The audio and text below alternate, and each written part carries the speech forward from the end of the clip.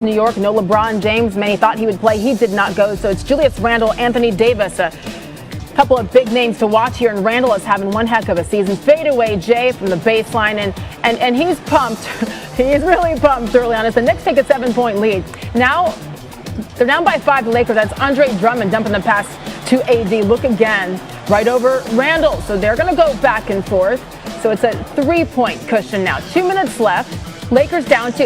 Talen Horton-Tucker drives the dish to Kentavious Caldwell-Pope, who slips a pass right there to Andre Drummond inside. So that ties the game. Now Knicks ball right after that. Derrick Rose, he's going to drive a little spin move on the way, and he hits that floater. He had 27 points. That gives the Knicks a 2-point lead. LeBron can only watch as he lets the ankle rest one more day. Knicks up 2. Davis plays really good defense here. Knicks unable to get the ball off before the shot clock violation. So that's a turnover for them. So Lakers ball, 10 seconds to go. Kentavious Caldwell-Pope from the corner, misses the 3. Wesley Matthews is there for the putback lay-in, though. That was big. Look again, strong off glass for Matthews. LeBron wanted a foul. You're going to see him here. He's always pretty vocal from the sidelines, right? Never one to stay quiet, sit still. So Lakers tie the game at 91. 3 seconds left. Randle with the ball in the lane. Hey, good look through contact there. Couldn't get it to go. So we need extras. We need overtime, starting with the score tied at 91. Lakers up 1 in the extra session, and it's Davis.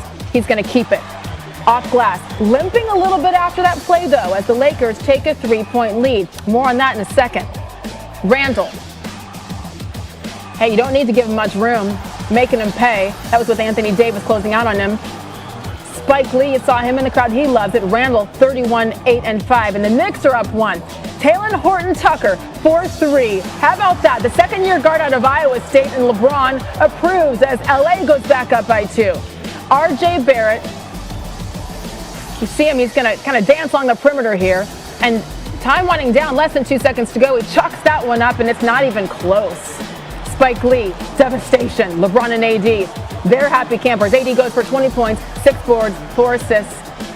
And it's a 101-99 win for the Lakers as, again, they try hard to avoid the play. And that was a big win against a good Knicks team. No rest for the weary, though, as they're right back at it tonight, hosting the Rockets. Getting LeBron back tonight would sure help this lineup. And then it's a pair of road games on back-to-back nights Saturday and Sunday to close out their regular season. Still, the Lakers have less than a 32% chance to avoid the play, and it's getting tight. As you might imagine, the health of Anthony Davis will have a lot to do with whether or not they go to the play. And here he is talking about the groin after the big win over the Knicks. I'm hurt. Not more so my body, just, my groin got tight. That was really it. Not sure where it came from, but the groin got a little tight. And there's no way I was coming out the game. I mean, big game for us. A team who's playing red hot. The situation that we're in, trying to battle for 6, and we know the position we're in, and we're playing desperate. We're fighting. We're playing hard. That's all we can do. Kendrick Perkins joining us now live on SportsCenter. You heard AD say it. I mean, they're getting desperate. He's hurting. They get the win, though, against a good Knicks team. What was your biggest takeaway from the Lakers game last night?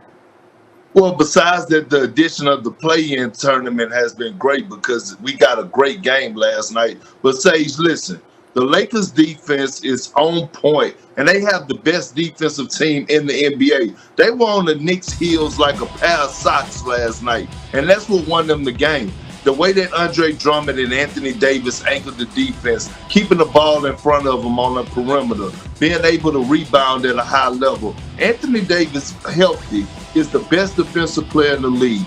We haven't seen a guy like him, a guy that can switch out on 1 through 5, guard multiple positions, hold his ground, able to contest shots and alter shots where guys are shooting over the backboard. So their defense is stellar, it's on point. And that was my biggest takeaway from last night. Yeah, and that is why, talk about desperation. If they don't have a full go on AD, then that's going to be an issue for this Lakers team. So we'll wait to hear about his status for tonight's matchup against the Rockets.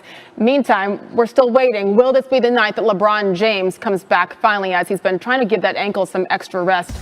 So, Perk, what will you be looking for from him to see if he's, ready to go come postseason if he goes tonight?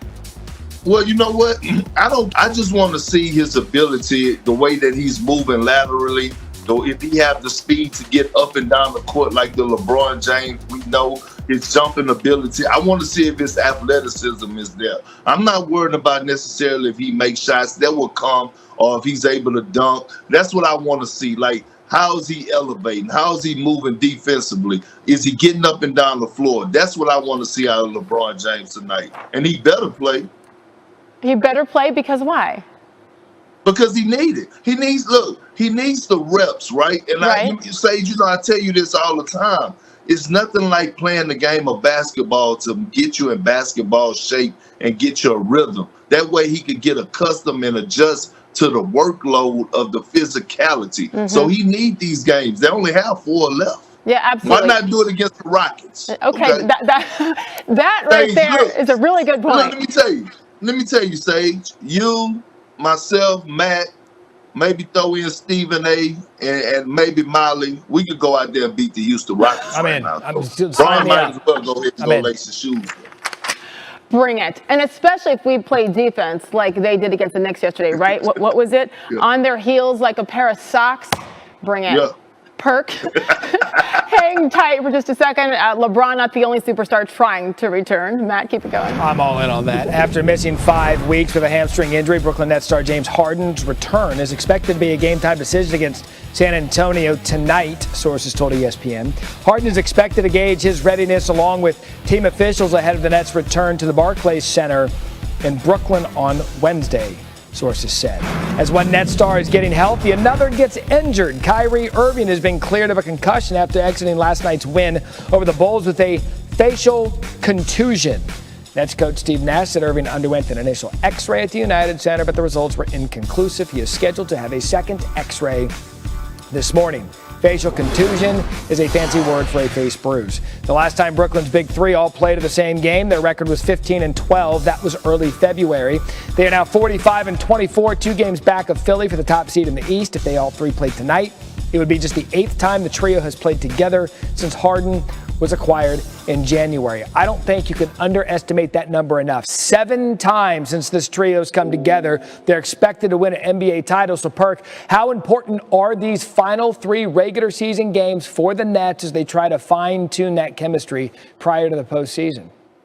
Well, I mean, it's very important. And it's not for the Big Three, Matt. It's for the others, okay? Like, being able to play like the Joe Harrises and Jeff Green and Blake Griffin, how they're going to fit in with with James Harden, Kyrie Irving, and Kevin Durant. And also, it's huge for Steve Nash, being able to figure out his rotations, being able to see and work with certain lineups to see when I'm going to sub this player, when I'm going to get KD out the game and come back with KD in the second quarter, or am I going to sub James Harden early? And then last but not least, they have to get their defense together. And I think they're only going to do that with a fully healthy Big Three, knowing guys' rotation, knowing guys' weaknesses, their strengths, and being able to cover up for that. And who benefits who? Should we play DeAndre Jordan? Should we play Blake Griffin? Should we play Claxton? Like, they have to figure these things out. And this is why these next 3 games are key for the Brooklyn Nets for us, the Big Three playing together. Yeah, offensively, they're going to be fine. They have enough offensive firepower. You talk about the Big Three chemistry, but you're right. This goes into rotations for Coach Nash. He's got to figure out how this works all in a system with the Big Three. And Vegas didn't build an entire city in the desert on being wrong. They're still installed as the NBA title favorites, which is amazing. We'll head out to Vegas a little bit to talk about that. And by the way, as far as our starting 5, I'm going to bring you some J.J. Redick type skills. I will show punks. Let's go. Hey, Matt, you know what? I could see you in LA Fitness right now shooting the lights out with the doctors and nurses there. High socks, rec specs. Let's go. Perk, thank you. Fitness. All right. No.